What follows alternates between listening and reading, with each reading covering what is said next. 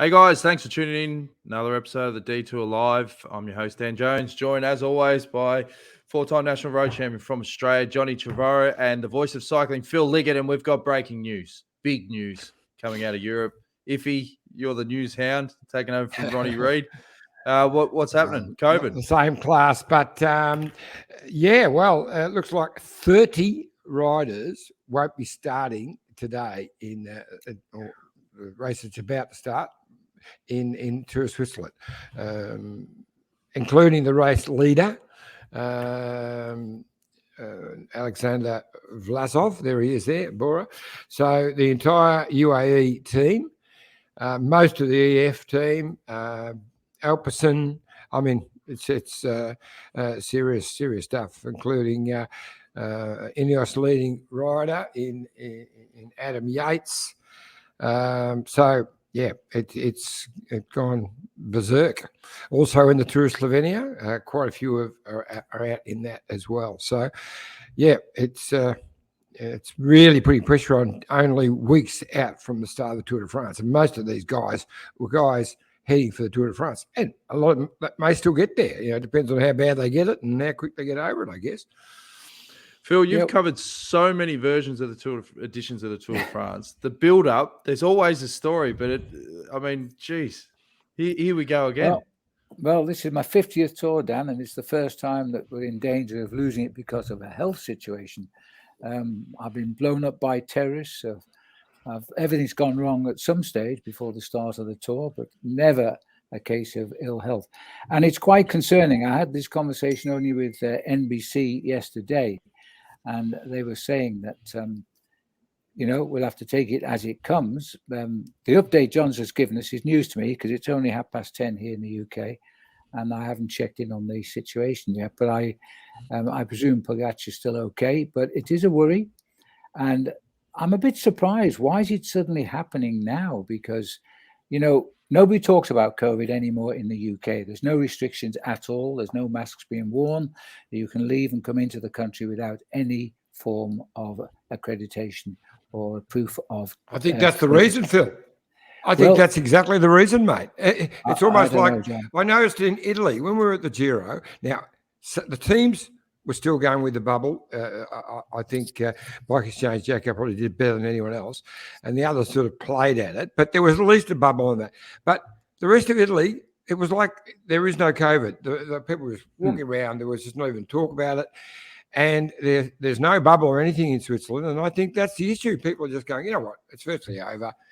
Well, because it's not as severe. So people aren't worrying about it, but it's just as contagious and it's just as bad. It's everywhere. Well, John, no, it's not just as bad. That's the whole point. It's not just as bad. It's now a case of getting influenza or a cold. I've got to differ with you, Phil. I have to argue with you on that. It's true. They're not getting as sick. It's still a serious. Well, then you're saying it's not as bad if you're saying no, it's not as bad as in the people who were dying from COVID before, and they're still dying as well, actually, but it's nowhere near as severe. People are having their booster shots, so they're not getting as sick. But the COVID's still going around. We're still and it won't go away, John. And these precautions aren't going to really improve the situation. It will not go away. It's going to be an annual occurrence now, and we've got to learn to live with it. In Britain, as I say, nobody talks about it. If you go in a pub or a restaurant, we say, where's so-and-so? Oh, he's got COVID today, be in next week. That's the end of the conversation. We just, look, I'm not bragging because I'm scared, but I've never had COVID. I've had 4 jabs, including the 2 booster. I take nil precautions. I've just come back, as you know, from 7 weeks in South Africa, where it is still compulsory to wear your mask in a public place. I had to be asked twice to put it on, but that's the case. And where I live in Africa, of course, there's no COVID. But in the shops, it is still a contagious disease. That's for sure. It's the same as chickenpox and smallpox and the common cold. And when people get the common cold now, it's interpreted to be COVID. But 9 times out of 10, it's the common cold with the same symptoms. So look, it's not solving the problem. What we're talking about, that's the problem. Yeah. So I suppose on a plus side for some of these teams, it is still, what are we talking, 2 weeks out from the Tour de France starting. So even if you do have to isolate for a week or whatever, they're still going to be able to fit a team. But I mean, it's more for the races in the lead up that they're going to have to say, well, what do? We just shut it down to protect that 2 week lead in iffy before the Tour de France, because you can't have a scenario where they can't do the tour. I mean, that's not. No, most of the riders who were doing the Swiss, there was no other race. They were doing Swiss, and then it was just preparation. Most of the riders who did the Dauphiné that just finished, they've got no other race in between. So I don't think that's the issue. It's getting your 8 best men to the start line, and that could be a challenge. Like Rowan Dennis and Sepp Kuss are both positive, so they're out. Well, the whole team's out of Swiss, but this was a major part of their preparation, especially Rowan. Yeah. He was using this. And he had a bit of a cold at the start. Maybe it wasn't a cold. Maybe it was bloody COVID because he was fighting that. And now he's gone. So it does affect them in lots of ways. Some people are hardly getting sick. So, those who get a really light bout of COVID, they'll still be at the start line in Copenhagen in 2 and a bit weeks. But those who are really getting knocked around, they'll be struggling. I was talking to a couple of guys in the last few days who have just had COVID. One was in bed for a week and really sick. The other one hardly knew he had it. So that's the issue. What level do you get it, I guess? I suppose, Phil, as well, we spoke to Jai Hindley the other day, and it was about, particularly in the last week, how nervous he was, thinking, geez, getting COVID, and we used the analogy of Stewie, 20K to go on Roubaix, he's just worried about a puncher. If you're a rider building up for the Tour de France, I mean, you are going to isolate for that last week, particularly leading up to the Tour, so that you don't run the risk of coming down with it, I suppose. Yeah, absolutely. I'd be very, very frightened indeed. And when you're in the pack, of course, most of the guys are in their own little bubbles, but somebody from the outside might speak to somebody from the inside, and then it starts to rip through the peloton, which is probably what's happening. Might be contracted up with the milling around at the starts and finish lines. But yeah, the only difference between a puncture and getting COVID is you haven't got to spend 5 days in quarantine if you get the puncture. But on the other hand, it is a problem, and I see what you're saying, Dan. I'd be very worried now. And if I was the organizer of the tour, I'd be also very worried. They'll be planning protocols for sure now. Because they're going to release them. We were told, I reckon the bubble will be back. The bubble will be back for the tour. It's going to make the job of getting interviews a pain in the butt. It is. Yeah. I think I might request not to go to give Denmark. You some tips, mate. I'll give you some tips. We're going to have to get one of those interview sticks. That's the budget gone. That's it. A couple of live comments. Wendy Superfan, hi Dan, John, and Phil. G'day, Wendy. Richard says John will have to pull his shorts on for the tour at the rate the riders are falling. Jeez, that's a big call. Karen Jones says, correct, Phil, I'm with you. It's a cold and we need to learn to live with it. If you're unwell, stay at home. Simple. And Jared Davidson says, nice to have the A-team back on the podcast. It is the A-team now because Trish is in the background. Go, Trish. Yeah, Trish just in the background. How was your trip? Because obviously we were spewing that we couldn't get over to Koreka, but you did send through a few photos, Phil. I did. That's Tandy? A black rhino, very, very uncommon, sadly now, and it was one of the first animals we saw about 2 days into the trip on our own. This is me, got pretty close to this elephant. In fact, he came even closer. So it's one of the few times I wasn't talking because that man ran his trunk around the back of our vehicle after he walked over. But they are very much African elephants, but they're in a big area. So they're not quite as aggressive, the ones that live up in the deep bush. This is a surprise party by all the rangers who took us out every day on the mountain bikes. They suddenly stopped in the middle of nowhere. They'd sent people ahead who'd lit this fire. And all of a sudden, we were in the middle of a champagne reception. Oh, wow. And a huge thank you from Koreka, because we raised in the region of 50,000 Aussie dollars in this one venture. Overall, we raised 100,000. So they're just over the moon. All down to the guys who came. We were sorry you weren't there. There's some of our riding pictures. Trish and I designed the jersey to reflect on the rising sun from the darkness of Africa. Those views were commonplace. Every inch we rode, guys were just saying, I don't believe this. We're just riding a dream world. We're just, look, how can you enjoy a ride like this? Because don't forget, we're the only cyclists ever allowed to ride these roads. There's no, and it won't change. But we do have our slot reserved every year to do this. And we just had a wonderful time. And you see things, that fortunately, I know Africa pretty well. My rangers do. So they were quickly able to point out the birds, the animals, etc. We never got charged, but we had to put the vehicle between us and a couple of rhino because they were right by us, literally the width of the vehicle away. But the vehicle went between us and we rode through the safe side. It was so special. That's awesome. Yeah, awesome. Yeah, we'll be there next year, mate. We'll be there. I hope so. Well, the dates are in place, except I've forgotten what they are. 5th to the 11th, Trish has reminded me of May, slightly later, but you do have the problem again of the Giro, John, and thank heavens you didn't miss the Giro this time. No. Yes, it was definitely a good one to be at, mate. It was a good one to be at. Yeah, it certainly was. I don't know whether you've watched the final episode of the Bike Exchange Joko on the wheel, but I don't know. I know that you've been busy, Dan. I've got it. But gee, it's good. It's really, really good. Simon Yates opens up. He's very emotional. It's brilliant. Yeah, very, very good. And obviously Jay's not coming to the Commonwealth Games after the Tour de France, but I'm delighted to see that Caleb Ewan and Rowan Dennis have both been selected for the Aussies for the road race, which is fantastic. And the time trial for Rowan. And I see the girls were in Grace Brown and Alex Manley are all there, so they'll be doing women's Tour de France and only have a few days before the Com Games, so it'll be a real quick changeover for them. So they haven't got far to come to Birmingham. That's all right. That's the good thing. Until they get through customs and immigration. Oh, they will, of course, because they're Australian passports. You try getting through when you're a British passport. They don't like us anymore after Brexit. Oh, yeah, the old Brexit. What, in Birmingham? Don't like you in Birmingham? No, in Britain. If we're coming back from the tour and a British passport, that line over there, sir, they're aliens now. Yeah. All right, we're going to take a quick drinks break. When we come back, plenty more chat leading up to the Tour de France, so stay tuned. Look at this bike. You think it's just a bike, right? But it's not. It's a bike 374 people are looking at.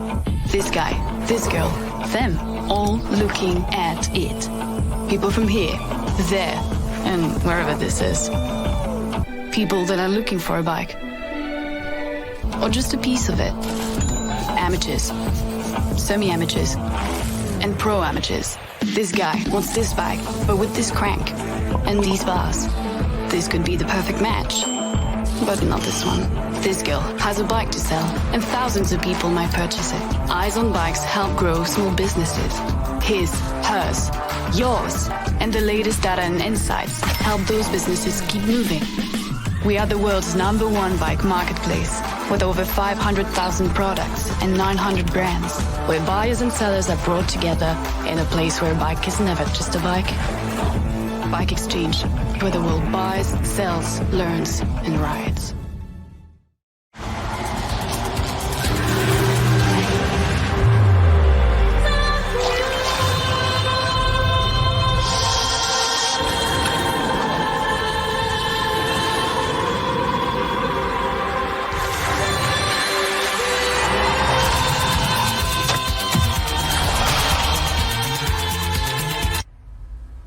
Feel more in every moment. The all-new Lexus NX.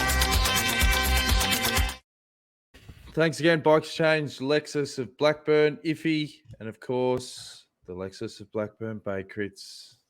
Get down and see the guys at Lexus Blackburn, Andrew Moore and his family, lexusofblackburn.com.au, and they'll sort you out with a brand new set of wheels, Johnny. Yes, they will, and great sponsors of the Bay Crits, which has been extended for a day for next January. Wow.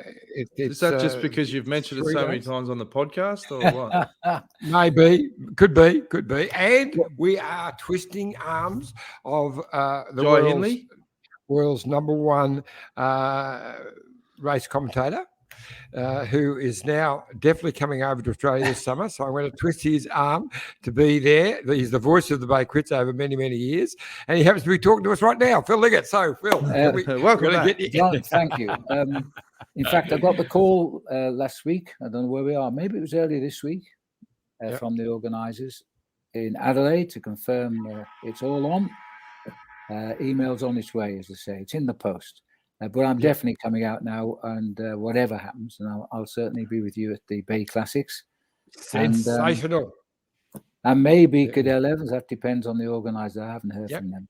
But Darren either Jones. way, after 2-year hiatus, I'm back. And it was so good to see my old mates. And I want to thank all the Australian fans, because they have been sending me endless letters over these 2 years saying, will I ever come back? And through no fault of my own, I haven't been there, but I'll be there now. I'm looking forward to it. Yeah. Sensational. Yep. Well, Kirsty wants a gig. Kirsty Baxter extended for an extra day. Going back to the old days, I might come out of retirement as a photographer. So look out. Karen Jones, she's excited. She's signed her up. So.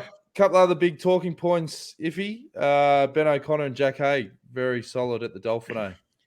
From an Aussie perspective. Jack Haig was solid, better than solid, actually. But Ben O'Connor was sensational. He really is a definite chance for the podium.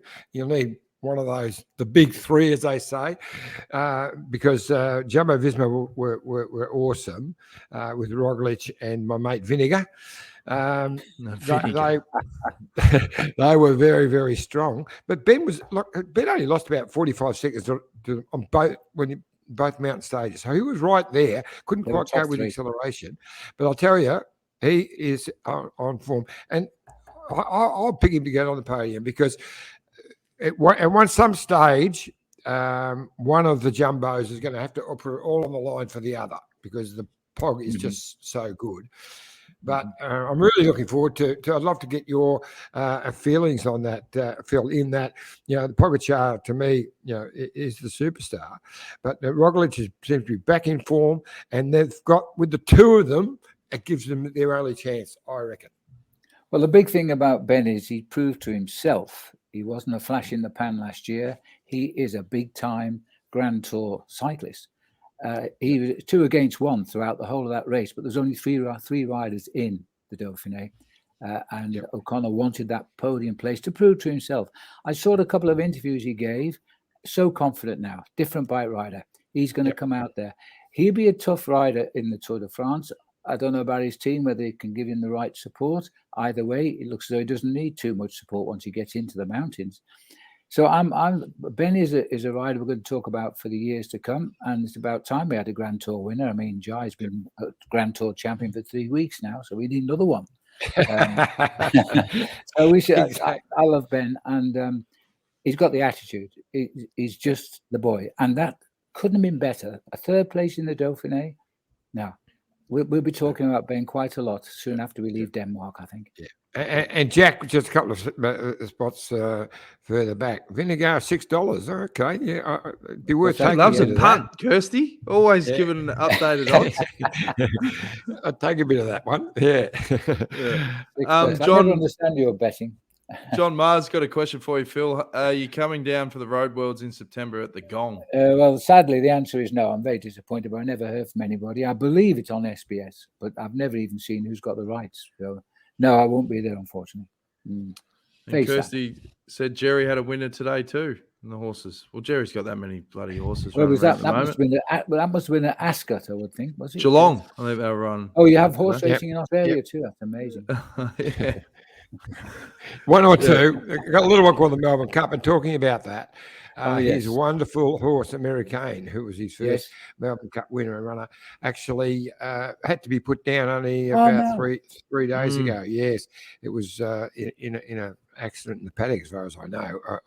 Someone told me today. I sent a message to Jerry, but haven't spoken to him about it yet. But he'll be devastated, because it was not just a great horse siring a lot of good horses. It was a beautiful horse. Matter of fact, the most beautiful horse that I've ever seen. It's just in the totally 100% agree. Yeah, just gorgeous. Jerry took me out to see Americain soon after he'd done the job. and they put him in the training trotting, whatever they call it, running track. Yeah, I remember it well. I was with you, Phil. Came back. Yeah. Oh, were you? Oh, that's strange. Yeah. I don't remember you being there. I remember that. On the trotting track, the jockey came back and he said he just had to hold the horse back, otherwise he would put the other horses to shame. Not a good idea when they're all training. And I remember the image of this beautiful black horse. I've never seen veins so straight down the legs of the horse. He was a sensational horse, and he proved it. Mm. The only other one I would think of is Black Caviar, of course, but that's been a long time gone.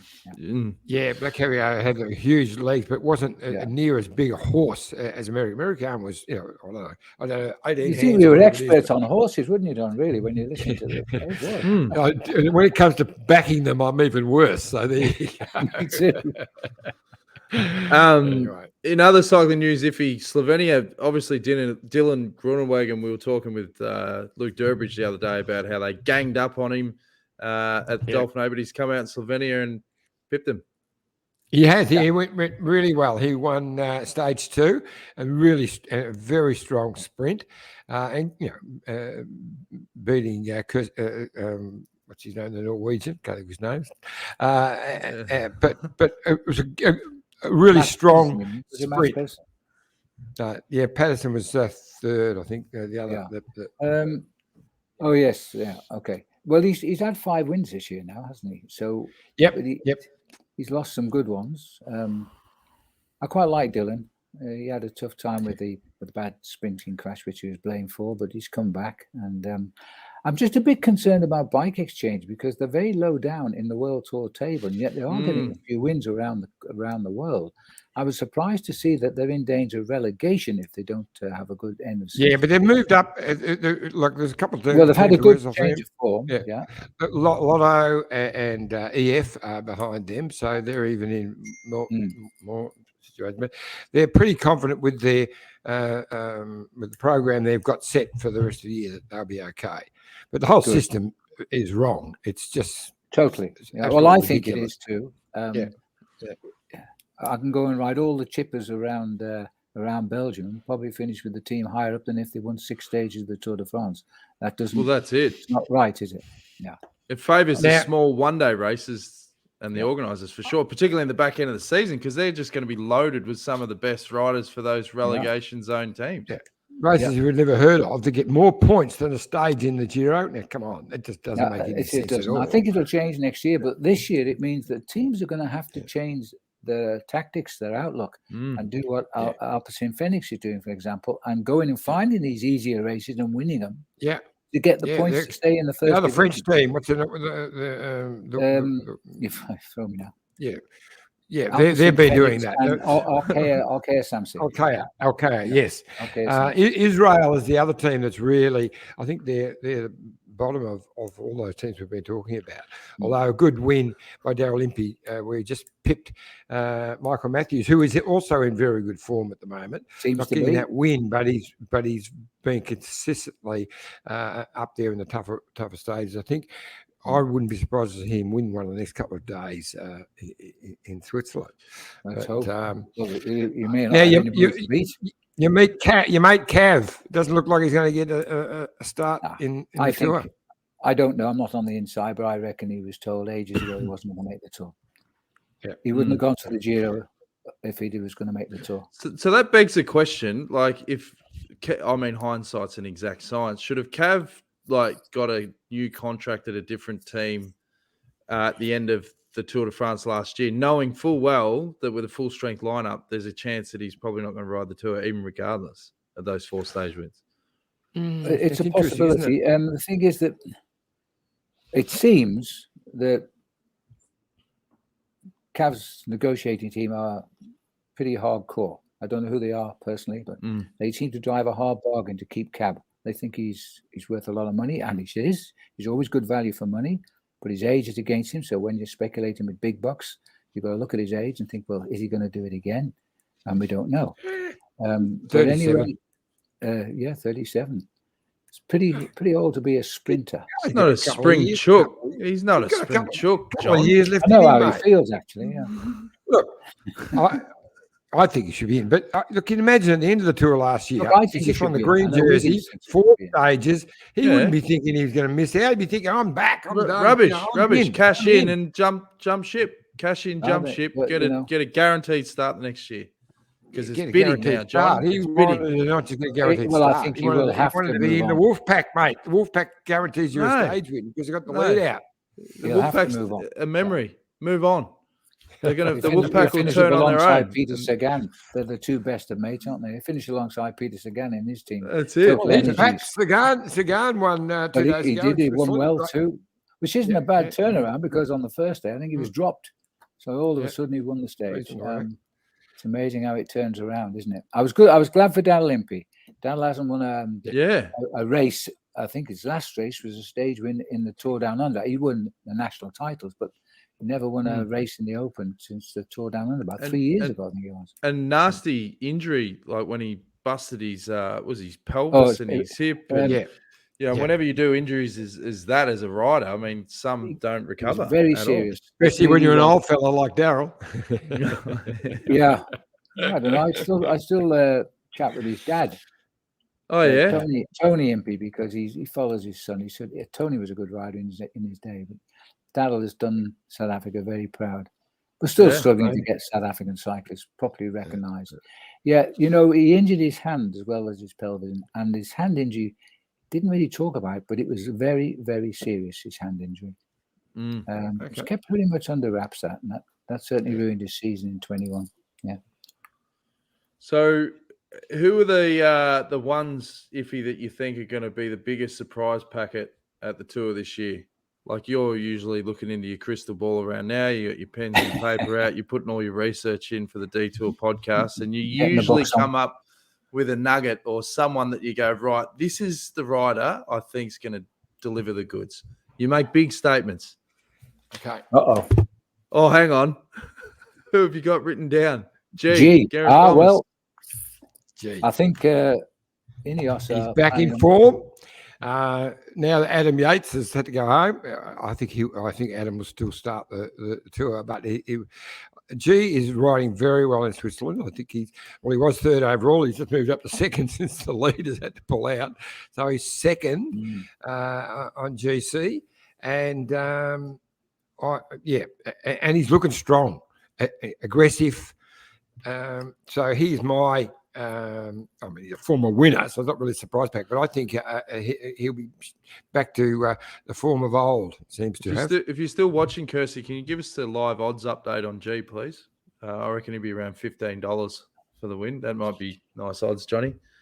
Oh, yes. Get on quick, because you know how big our audience is. So Jason Cruz from the Maldives wants to know Ben O'Connor for a podium. What do you reckon, Phil? Yeah, I would say Jason is not a gambler. I think it's absolutely odds on to get him on the podium. I hope so. Yeah. So much happening. I mean, look at Pogacar. We've seen so many young guys come and triumph and never be seen again, but this guy's confirmed himself. He hasn't raced since April until this week's Tour of Slovenia. That guy's being nurtured because he's still so young. They're not over-raced him whatsoever. The biggest problem for the riders with Pogacar is he's just a cycling enthusiast. He can't wait to race. And he looks like a man not considering the tactics. When he feels like it, he'll have a dig and they'll think, oh, no, he's gone. We got to react. And it wasn't part of the scheme. And he hasn't got a weak spot. I don't think he has. A weakness. He can make mistakes and possibly misjudge his effort, but no, he hasn't got a weak spot as such. No. He's the favourite to win. $26. Wow, that sounds very good. Is that very good? 100 on that. Carapaz. Well, Carapaz 21. Well, he's not riding. He's not riding. I wouldn't put anything on Carapaz. His odds will be a bit shorter for the Vuelta. Yeah. Well, now the big thing that the riders are going to be going for this year, Phil, is every day with the Couch Peloton, we're going to be nominating a rider of the day, and they get to win one of these. Plush Kangaroo. We've got our own little badges. This is for the stage winner. And then the grand winner, Phil, we're going to give the Grand Kangaroo the same as Cadel Evans held up. I think it was 2008 when he ran second or whatever. Nice. And even if you get nutted and you run second, you get this little consolation prize, a little Aussie badge. I like that. And then I've got some other pins. Now Dan's making out here that he's done a lot of work to put all this together. They're all on special in Kmart, I think it was. I went down to that old Wilmot and Harvey, your old store where you used to get your kangaroo badges, Iffy. Yeah, that's all right. You were thinking of us, Dan. That's what matters. That's right. That's right. So I think if we can get a bit of banter going, well, the bubble, this is what concerns me. I want to make whoever wins the tour an honorary Australian. Because, you know, Aussie culture, Phil, we love taking credit for people that weren't born in Australia, but if they're successful, like Russell Crowe, you know, he's a Kiwi. Well, I'm an honorary Australian, so you're an honorary Australian. So we've taken Phil. We made you a doctor in Australia. I'm Dr. Phil as well. Yes, that's right. Yeah. That's a South Australian. We'll try and do that with the ROG or the POG or G, or we won't have to work hard for Ben O'Connor. You guys claim everything. I can't wait to call the Commonwealth Games for Channel 7 because the nepotism within Australia is unbelievable. But then that's why I like coming. That's why I like working for you guys. It's so much fun.